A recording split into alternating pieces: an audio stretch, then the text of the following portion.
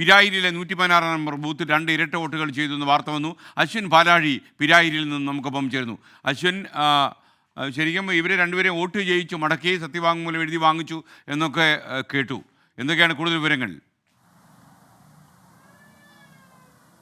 S K, കഴിഞ്ഞ ദിവസം LDF അടക്കം പരാതിപ്പെട്ട 2600ഓളം ഇരട്ട വോട്ടുകളുണ്ട്. അതിൽ 2 എണ്ണമാണ് പിരായിരി 116 ബൂത്തിൽ എത്തിയത്. അത് നടപടിക്രമങ്ങൾ പ്രകാരം തന്നെ ആ വോട്ടുകൾ രണ്ടും ചെയ്തു വിട്ടിട്ടുണ്ട്. അതായത് അവരുടെ ചിത്രങ്ങൾ പകർത്തി അതിനൊപ്പം അവരിൽ നിന്ന് സത്യവാങ്മൂലം എഴുതി വാങ്ങി. അങ്ങനെ രണ്ടുപേരുടെയും വോട്ട് രേഖപ്പെടുത്തി അല്പസമയം മുമ്പാണ് അവരെ വിട്ടത്.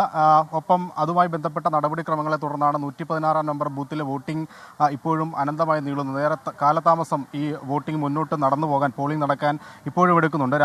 മണിക്കൂറുകളായി ക്യൂവിൽ നിൽക്കുന്ന ആളുകളാണ് പലരും ഇപ്പോഴും ഇവിടെ തുടരുന്നത്. രാവിലെ പോളിംഗ് ആരംഭിച്ചപ്പോൾ മുതൽ ചില സാങ്കേതിക തടസ്സങ്ങൾ 116 നമ്പർ ബൂത്തിലുണ്ടായിരുന്നു. 7:30 മാത്രമാണ് ഇവിടുത്തെ പോളിംഗ് ആരംഭിക്കാനായത്. പോളിംഗ് മിഷൻ്റെ ബാറ്ററി തകരാറിലാകുകയും അത് ശരിയാക്കിയ പിന്നാലെ ഇതിൻ്റെ സ്ലിപ്പ് പ്രിൻ്റ് ചെയ്ത് വീഴുന്നതിൽ വീണ്ടും സാങ്കേതിക പ്രശ്നമുണ്ടായി. അങ്ങനെ തുടരെ പ്രശ്നങ്ങളുണ്ടായ ഒരു ബൂത്ത് കൂടിയാണ് 116 നമ്പർ ബൂത്ത്. പ്രായമായവരടക്കം മണിക്കൂറുകളായി ക്യൂവിൽ നിൽക്കുകയാണ്. ഒരുപാട് നേരം എത്തിയിട്ട് എത്ര മണിക്കാണ് നമ്മൾ വന്നത്? 10 മണിയായ 1 മണിക്കൂറിലധികമായി ഇരിക്കണം. മടുത്തു. വോട്ട് ചെയ്യാമെന്ന് ചെയ്തിട്ടാ പോകുള്ളൂ എന്നൊരു ധൈര്യം ഉണ്ടല്ലോ.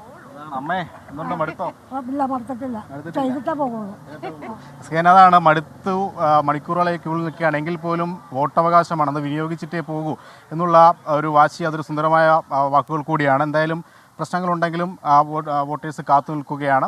ഇരട്ട വോട്ടുകളും പോൾ ചെയ്ത് വിട്ടിട്ടുണ്ട്. S K,